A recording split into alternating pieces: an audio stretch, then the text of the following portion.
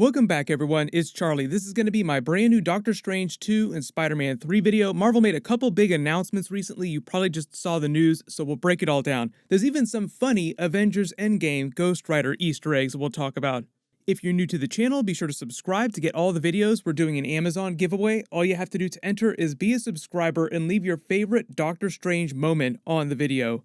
So just going down the list, trying to keep this organized, starting with number 5. Recently, you probably saw the headlines that Sony moved Tom Holland and Marvel's Spider-Man 3 from July next year to November. The reason they did that was because they were going to miss their original production start date by a little while, and rather than release Spider-Man 3 in August, they wanted to release the movie during a major holiday period so it could potentially earn more money. Spider-Man Far From Home earned over $1 billion, so you better believe that Sony wants Spider-Man 3 to earn even more money. Also, they had just delayed Venom 2, Let There Be Carnage, and that was going to come out at the end of June next year, so there would have been less than a month between Venom 2 and Spider-Man 3, and even though we're all expecting some minor crossover and cameos from Spider-Man in Venom 2, they would have wound up cannibalizing a lot of the potential box office profits for Venom 2, so they just wanted some more space between their big Spider-Man movies. So when Sony moved Spider-Man 3 to November, it caused another ripple effect, and Marvel delayed a couple more movies even further. It's not all bad news though, it actually is good news for a couple movies. So 4, Doctor Strange 2 was originally supposed to come out next May, directed by Mr. Spider-Man himself, Sam Raimi. Everything seemed like it was going to be awesome, we're all super pumped to see what he does with the movie. Then a couple weeks ago, Marvel shifted all of its Marvel Phase 4 movie dates because of the virus, and it moved Doctor Strange 2 to November next year, the date that Spider-Man 3 just took. So then Marvel had to delay Doctor Strange 2 again till March 2022. So even though that seems like a huge bummer, delaying movies does kind of suck, it's good news for both Doctor Strange 2 and Spider-Man 3 for a couple reasons. In the case of Spider-Man 3, remember the report a while ago that there was supposed to be a fan favorite Marvel character who was also a lawyer as part of the Mysterio fake video storyline. Spider-Man having to prove to the world that he was innocent, he didn't really kill Mysterio, Mysterio outed his secret identity, and he had to deal with that somehow too. Kevin Smith had reported that he'd heard from an insider that Marvel intended for that character to be Daredevil, but back when they were still releasing the movie next July, their production schedule on Spider-Man 3 made it almost impossible for them to use the Daredevil character, because Marvel and Netflix's contract for the Defenders characters states that Marvel can't use them again in anything until 2 years after their contract ended, and that 2-year period isn't over until the end of this year, and originally Marvel would have already been done filming Spider-Man 3 by that time. So 3, now that Sony has delayed the movie, they won't be filming it till a little bit later in the year because of the virus, and even though that's kind of a bummer, they'll be free and clear to legally use as much Daredevil as they want. I know a lot of you have asked about She-Hulk because she's another MCU lawyer that's getting ready to debut on the Disney Plus series in the next couple of years.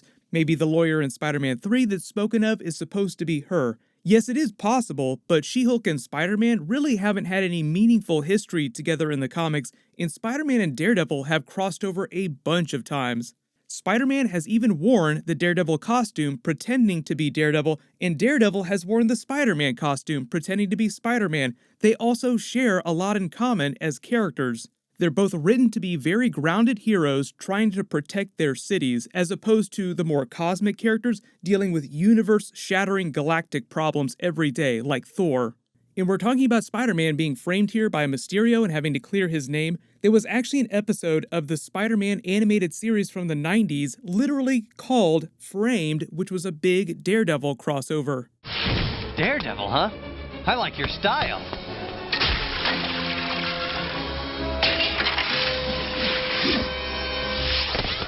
Murdoch thinks you've been framed. You'll be safe here until he can prove it. I'd love to see Peter Parker and Daredevil hang out. There's a wonderful issue of the comics where Matt Murdock has to defend Daredevil, and because of the public don't know, and so he has Peter Parker put on his Daredevil outfit so that he can sit in the docks. Great storyline. You also have the added benefit of Daredevil character Kingpin being a huge Spider-Man character at the same time. We all want to see Kingpin in the MCU at some point during a Spider-Man story. Finally off to Rikers, huh? I think you've got more enemies in there than I do. If you think this will be more than a minor inconvenience... Whoop, gotta go. So I think it just makes way more sense to put Daredevil into a Spider-Man movie than say someone like She-Hulk, but we'll find out more about that soon. Number 2, what about Ghost Rider? There were reports earlier this year that Marvel was after Keanu Reeves for a role. Kevin Feige had even revealed that they had meetings with Keanu every single phase going back to Marvel Phase 1. So about every 2 or 3 years, they'll have a meeting with him about playing an MCU character. Kevin Feige didn't say which characters during Phase 1, Phase 2, or Phase 3 Keanu would have played had he said yes, but recently we learned they had just met with him about their upcoming Marvel Phase 4 movies. And the latest rumor was that it was actually for the new version of Ghost Rider in the MCU, although I haven't heard any rumors about plans for a new Ghost Rider solo movie inside the MCU. There have been reports that Doctor Strange 2 is supposed to have some new Ghost Rider Easter eggs because the story is taking Doctor Strange to a much darker place, introducing more concepts like vampires, ghosts, supernatural MCU characters, teasing the upcoming Blade movie. Kevin Feige said his big thing in waiting this long to do a Blade reboot in the MCU was all about Doctor Strange, the supernatural character. He felt like now was the good time to do more supernatural characters because they did that first Doctor Strange movie and it opened the doors wide on that part of the MCU. We have, for years, wanted to find a new way into Blade. We love that character. We love that world. Now with Doctor Strange and the supernatural elements coming into the MCU, it felt like we could definitely start exploring that. Mahershala wanted to come in and meet with us. And when Mahershala Ali wants to meet, you take the meeting. And I think he had just come off of his second Academy Award.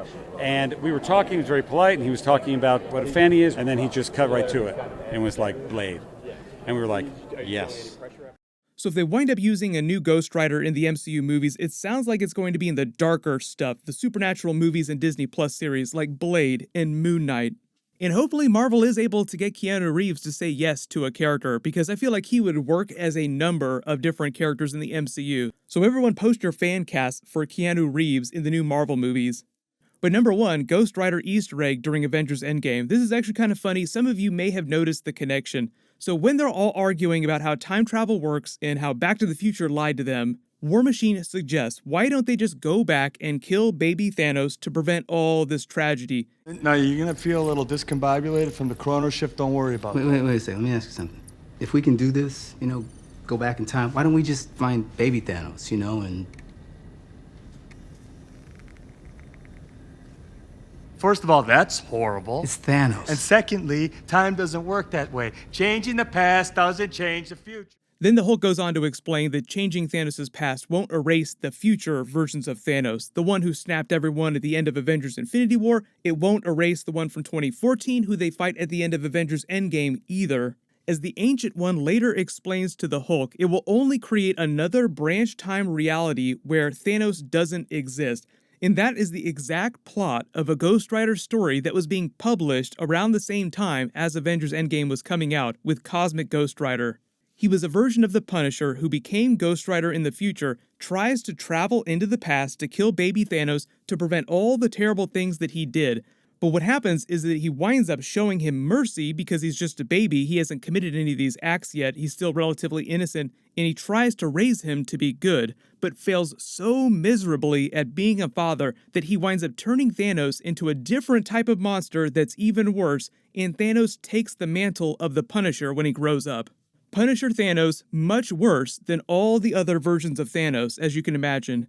But if all that Avengers Endgame time travel, branch reality stuff seems confusing to you, they're going to explain that in much greater detail during the Loki series, which was originally going to premiere next March, but because of all the virus delays, they might not wind up releasing that till next spring. But it's still coming out, they're still making it, I'm sure it's going to be great. I've already done videos about all those Marvel Phase 4 Disney Plus series. We'll get some more trailers for the newer ones like Falcon and Winter Soldier and WandaVision pretty soon too. But everyone, let me know in the comments, what do you want Marvel to do with their new Ghost Rider, and do you want them to put Daredevil in Spider-Man 3 now that they can? Congratulations to the giveaway winner from my last big Spider-Man video, Atari Dad. Please email me on the About page of my channel so I can get your details. Everyone, click here for my Venom 2 trailer video, and click here for that new Spider-Man 3 Tom Holland clip. Thank you so much for watching. Everyone stay safe. I'll see you guys tonight.